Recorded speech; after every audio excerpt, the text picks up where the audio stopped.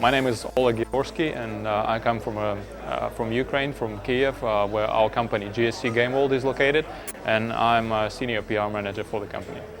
My name is Kitom Galosi. I'm in NVIDIA's developer relations department. Well, right now our major focus of attention is gameplay itself.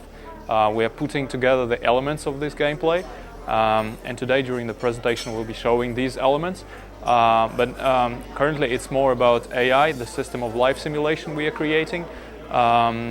We also complete the engine itself. It's still in progress. We still have some technical features left for it, but majorly all the graphics has been done already. What they're doing with the technology is they're throwing a huge amount of geometry at the card, and they're using extremely high resolution textures to make the world seem more realistic. As you're walking down a hallway, there's just more things in the way. There's just far more detail than any other game that we've seen before. They're in many of their levels, they're using as many as 3 million polygons in a single frame. So when you multiply that times 60 frames a second, you're talking about an amazing amount of data that they're utilizing. On top of that, on top of just throwing a lot of geometry and high resolution textures, they're also applying real-time lighting, real-time shadows.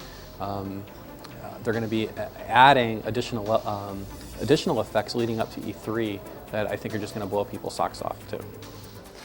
Well, yeah, the environments themselves are 60% authentic Chernobyl, and this is a post-apocalyptic industrial area, which is full of radioactivity, which is full of anomalous spots of energy.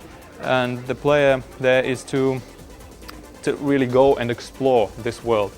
Yeah, so I think when we talk about cinematic computing or cinematic rendering and cinematic gaming, it is truly a marketing. It's an all-inclusive word that people kind of maybe discount. But fundamentally, what that really does mean is they're taking dynamic shadows and lighting. They're taking all these things and combining them into a game experience to suck people into the gameplay and to capture people in their world, and in much the same way a great movie would. And they're making these worlds more realistic to make the game experience more rewarding. Basically, anomalous spots of energy are typically invisible and very dangerous. So he will need special sorts of detectors to help him avoid those danger areas. You also need some protective suits to help him survive, etc., etc. Initially in the game, you don't have funds to buy proper equipment, so you'll use something like something primitive as a bolt. You throw it ahead of you. There will be some visual indication for anomaly, for instance, a vibrating air, or something really weird going on the ground, like leaves of trees, for instance, going in circles or something. So you throw the bolt in front of you and see how it lands.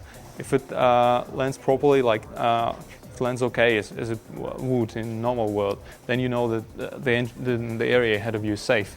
But if it jumps to a different trajectory accidentally, you would know that it's a danger area.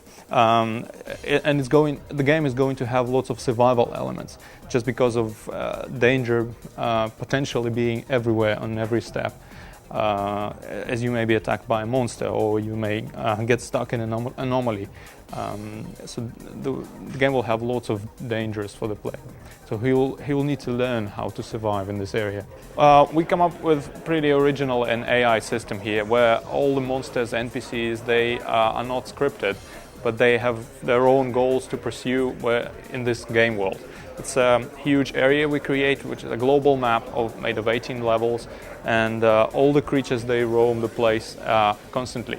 So on every level we come up with special AI maps where AI creatures, AI controlled monsters, they can do pretty much the same and be in every place the player can be in. So this requires the system to make those creatures orient themselves on every level and be able to assess. They're able, for instance, to evaluate their chances in combat. Constantly they do this assessment against every creature. And once they figure out that it's not advantageous for them to fight or to keep fighting, to continue the fight, they would either run away or find a hiding place. So we come up with lifelike behavior for monsters. For instance, animals would go looking for food. Their main goal is basically find food and feed, and their behavior would differ when they are, for instance, hungry, and when they are not. They would behave differently. They would probably not choose to attack another monster. While NPC creatures like stalkers, there will be about 100 of these acting simultaneously on the whole zone, on the whole area. They are more like humans. They have their own kind of attributes of character. Some of them would be mean, some of them would be good, some of them would be aggressive, etc. So this will also determine their behavior in the game. For instance, if the player is stuck in a sort of danger spot, an anomalous spot, he would be calling for help, and then a neutral, a good character would come to save him, while an aggressive one would come to kill him and grab the stuff he has. So the player will really feel kind of living in this world. We try to create an impression for the player that he's not a god there to kill everybody, but he is just one element of the system which can live independently, independent of his actions. He can interfere, but he's definitely not there to kill everybody. You know, we see everything, and Stalker is definitely a special game, and GSC is a special developer, and it's definitely a project to keep an eye out for. We plan to ship it first half of next year, probably closer to summer next year.